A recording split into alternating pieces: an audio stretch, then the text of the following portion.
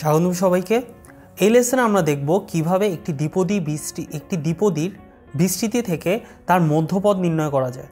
এখন পূর্বের লেসনগুলো থেকে আমরা জানতে পেরেছি মধ্যপদ নির্ণয়ের জন্য আমাদের অবশ্যই দ্বিপদীর পাওয়ার অর্থাৎ ঘাতের দিকে খেয়াল করতে হবে। ঘাত জোড় না বিজোড়। আমরা জানি ঘাত জোড় হলে আমরা মধ্যপদ পাবো একটা, এবং ঘাত যদি বিজোড় হয় তাহলে সেক্ষেত্রে আমরা দুটো মধ্যপদ পাবো।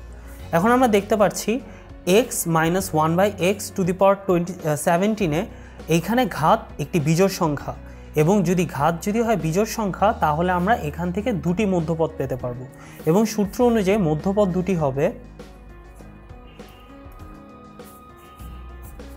17 মাইনাস 1/2 প্লাস 1তম পদ এবং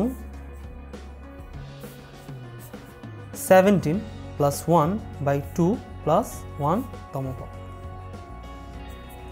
সেক্ষেত্রে আমরা কি পাচ্ছি?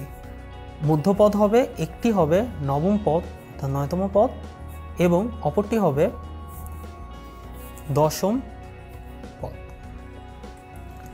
তাহলে কোনো দ্বিপদী বিস্তৃতিতে আমার একটি নির্দিষ্ট পদ বের করার জন্য অবশ্যই আমার সাধারণ পদটা আগে বের করে নিতে হবে। এখন x minus 1/x to the power 17 সাধারণ পদ হবে,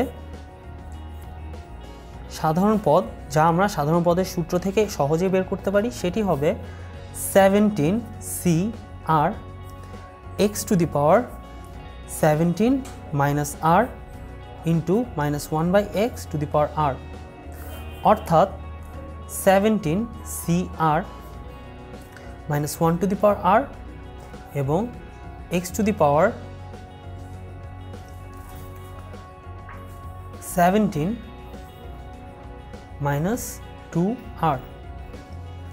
তাহলে এখান থেকে নবম পদ বের করার জন্য নবম পদ ইজ ইকুয়াল টু হবে, যেহেতু আমরা r প্লাস 1তম পদের সূত্র দিয়ে সাধারণ পদ বের করি, সুতরাং নবম পদের জন্য 8 প্লাস 1তম পদ এভাবে কাজ করতে হবে।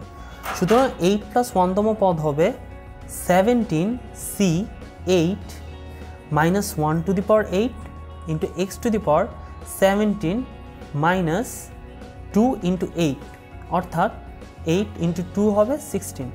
সুতরাং আমার নবম পদটা হবে 17c8 x টু দি পাওয়ার 1, এবং 10তম পদটি হবে অর্থাৎ 10ম পদ হবে 9 প্লাস 1তম পদ, অর্থাৎ 17c9 minus 1 two the power 9 x two the power 17 minus 9 দুগুণে 18 18, অর্থাৎ এখান থেকে আমরা পাবো 17c9 মাইনাস 1 টু দি পাওয়ার 9 এর জন্য বাইরে একটা মাইনাস চলে আসবে, এবং 17 মাইনাস 18 হচ্ছে 1/x। সুতরাং আমরা x minus 1/x to the power 17 এর দুটি মধ্যপদ এটি এবং এটি পেলাম।